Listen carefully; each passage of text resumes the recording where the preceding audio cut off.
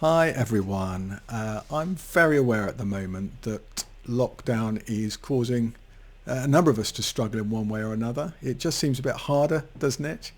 And all the busyness of homeschooling around work means we're in danger of trying to get through in our own strength and not relying sufficiently on the Lord. I was thinking about what to do to help us. And what I felt led to last week was to work through Psalm 23, such a great psalm, but phrase by phrase, just a little bit each day, maybe 2-minute medicine if you like, to remind us of the one who walks with us through all things, that it would encourage us just to pause, to praise him, and to pray. So listen to the psalm first of all. You'll know it well. The Lord is my shepherd. I lack nothing. He makes me lie down in green pastures. He leads me beside quiet waters. He refreshes my soul. He guides me along the right paths for his name's sake. Even though I walk through the darkest valley, I will fear no evil. For you are with me, your rod and your staff, they comfort me. You prepare a table before my enemies. You anoint my head with oil. My cup overflows. Surely your goodness and love will follow me all the days of my life, and I will dwell in the house of the Lord forever. Today then, let's think about that first phrase, the Lord is my shepherd. I think it, perhaps like nothing else, gets this balance of God's majesty and his intimacy toward us. Think of his majesty. He is the Lord. It's in capitals because that's a translation of the special name God gave Israel through Moses at the burning bush, Yahweh. And it means I am. In other words, he's the true God as opposed to the false gods of Egypt that we're learning about in our sermon series. He is the almighty King of creation that could harness all its forces to deliver the Israelites from their slavery and take them to that promised land. This is the Lord.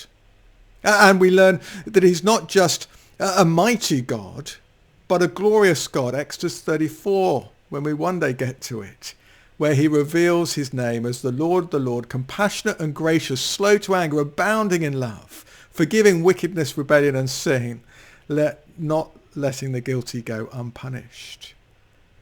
But most wonderfully, he's not just this almighty and glorious God. He is the covenant God.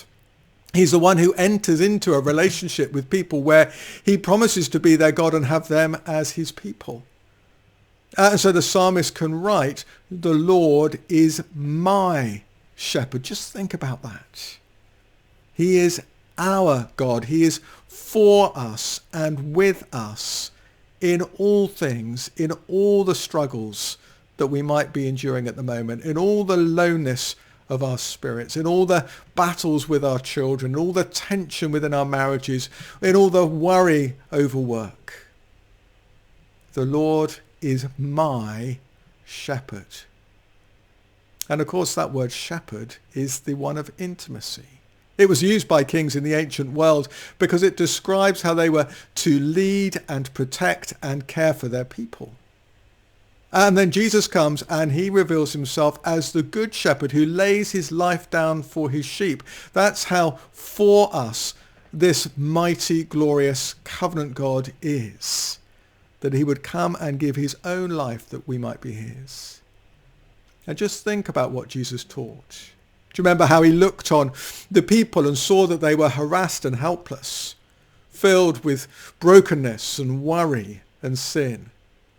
And he said they were like sheep without a shepherd. And so he taught them. He started to lead them through his word.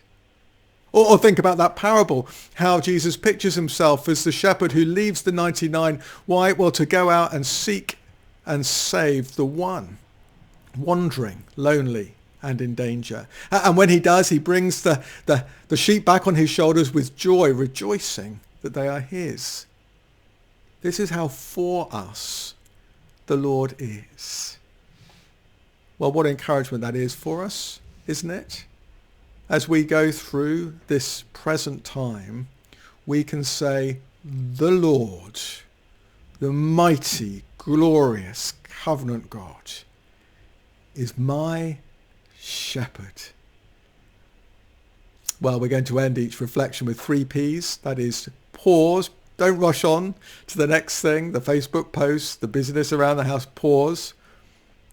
Spend a moment praising God for something that's touched you. And pray. Pray in response that he would be our help. I'll be back with one of these again, God willing, tomorrow. See you then.